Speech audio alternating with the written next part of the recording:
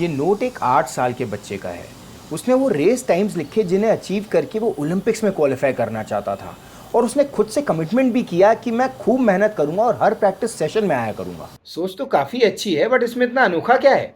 हम भी अपने लिए डेली 2-3 बातें सोचते हैं। हाँ, किसी चौथी को करने में कई बार भूल जाते हैं। चलिए छोड़िए, देखते हैं इस लड़के का सफ़र कैसा रहा।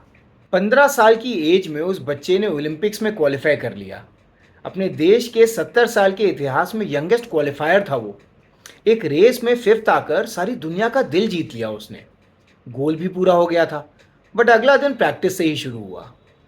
6 महीने के अंदर उसने वर्ल्ड रिकॉर्ड तोड़ दिया, बट अपना रूटीन नहीं टूटने दिया। अगले 3.5 साल में जो ओलंपिक्स आया उसमें उस लड़के ने 6 गोल्ड जीते। 11 साल पहले उसने प्रैक्टिस शुरू की थी, थकना तो बनता था, बट उसने तो अपनी मेहनत बढ़ा दी। और दोस्तों, 2008 के बीजिंग ओलंपिक्स को हमेशा माइकल फेल्प्स के लिए जाना जाएगा। 8 गोल्ड मेडल्स और सारे वर्ल्ड रिकॉर्ड्स। हम चलते गए, कारवा बनता गया। दोस्तों, माइकल फेल्प्स की जर्नी को मैं जब भी इमेजिन करता हूँ मुझे एक बच्चे के सपने जैसा लगता है। पर किसी ने क्या खूब कहा है, सच भी सपने ही होते हैं। ये जो अचीवमेंट्स की ऊंची ऊंची इमारतें देखते हैं आप, इन सब की नींव का पत्थर है सेल्फ डिसिप्लिन। और आज इस वीडियो में हम वही 3 मेथड्स जानेंगे जिससे आप अपना सेल्फ डिसिप्लिन माइकल फेल्प्स जैसा बना सकते हैं।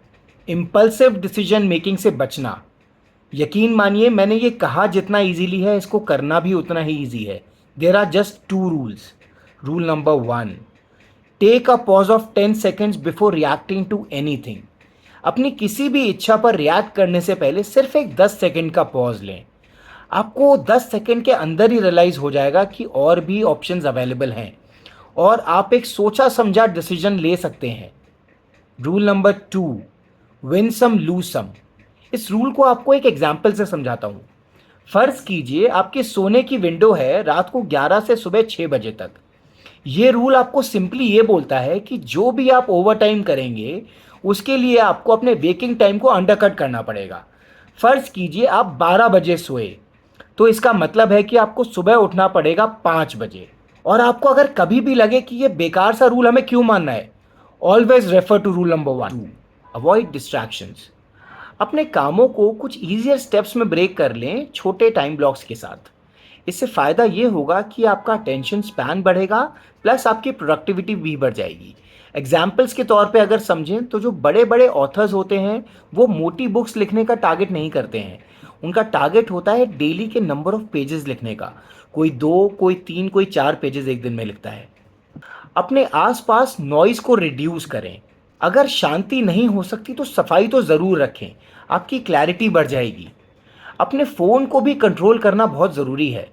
एक बहुत अच्छा तरीका है अपने नोटिफिकेशंस को बंद कर देना, सिवाय 2 चीज़ों के, योर कॉल्स एंड टेक्स्ट। बाकी एवरीथिंग कैन वेट। एक बोनस हैक देता हूँ आपको, always keep water with you. इससे फ़ायदा ये होगा, आपका अटेंशन बढ़ेगा और आपकी एनर्जी 100% रहती है। बायो ब्रेक्स आपकी बॉडी को, मोबाइल और माइंड को शार्प रखते हैं। Keep track of the bigger picture. दोस्तों, इसका मतलब है कि आपका गोल हमेशा आपके फोकस में रहना चाहिए, और इसकी एक बहुत ही पावरफुल टेक्निक है विजुअलाइजेशन। विजुअलाइज आप और आपका इम्पैक्ट इस फ्यूचर में कैसा रहने वाला है। और ध्यान रखिएगा, आप आज जो भी एक्ट करेंगे वो कभी ना कभी आपको रिएक्शन देगा। एक बहुत अच्छी ट्रिक बताता हूँ।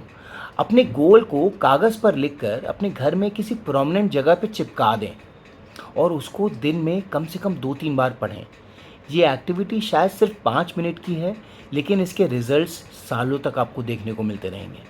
मैं आपको अपना गोल बताऊं, मेरा गोल है ज़्यादा से ज़्यादा लोगों को अपने बेस्ट देने में हेल्प करने का, और इसीलिए मैंने अपना यूट्यूब का चैनल शुरू किया है। उस छोटे से बच्चे ने जो ऊंचाइयां हासिल की, आप सब वो और उससे कहीं ज़्यादा कर सकते हैं। ज़रूरत है तो सिर्फ अपना ध्यान केंद्रित रखने की और अथक प्रयास करते रहने की। दोस्तों, आपसे विदा चाहूँगा। Good day, good luck.